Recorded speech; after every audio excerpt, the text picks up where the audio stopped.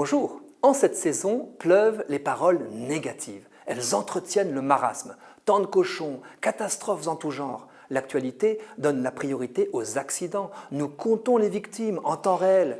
Si je me laisse aller, je peux dire une demi-douzaine de paroles négatives au réveil, plombant illico l'ambiance conjugale.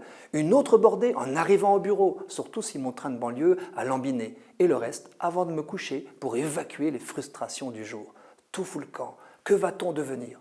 Autant de fumée noirâtre qui s'échappe de nos lèvres et pollue notre environnement. Nous nous asphyxions mutuellement en faisant tourner la machine à déplorer. Et nos pensées négatives abîment notre cerveau. Peut-être avons-nous l'impression que cela nous fait du bien de dire du mal de l'époque. Mais au bout de 3 paroles négatives, l'atmosphère est saturée, plombée. Comme l'a fait Carabosse, nous détruisons la joie de vivre à coups de malédiction. Pourtant, j'aime citer saint Augustin.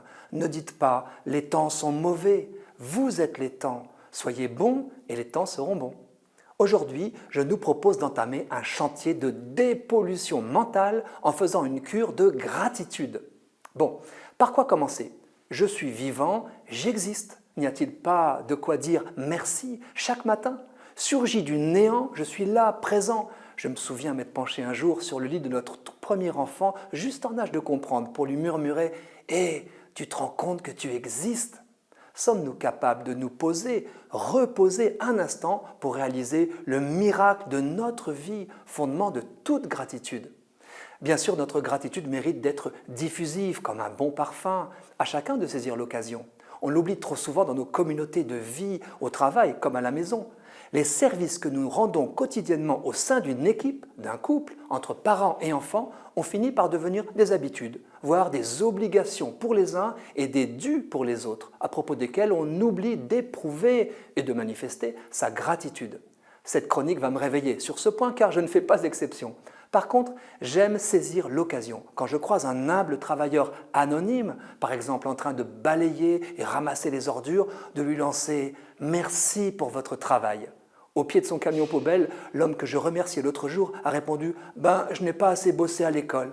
Avait-il l'occasion de se sentir reconnu, valorisé? Pourtant, si le ramassage s'arrête, on en mesure vite l'utilité et l'on s'en plaint. Ah, si nous passions autant de temps à nous réjouir des forêts qui poussent en silence qu'à déplorer l'arbre qui s'abat à grand bruit. Et savez-vous que le sentiment de gratitude active la production de dopamine, l'hormone du plaisir? Exprimer de la gratitude est essentiel en éducation et en amour comme en management. Lorsque on a quelqu'un dans le nez, il devient bouc émissaire. Nous le voyons par le prisme déformant de notre exaspération. C'est là qu'il faut justement traquer les occasions de lui dire merci. Elles ne manquent pas. Elles nous feront tous grandir. Quant à vous, merci de m'avoir écouté.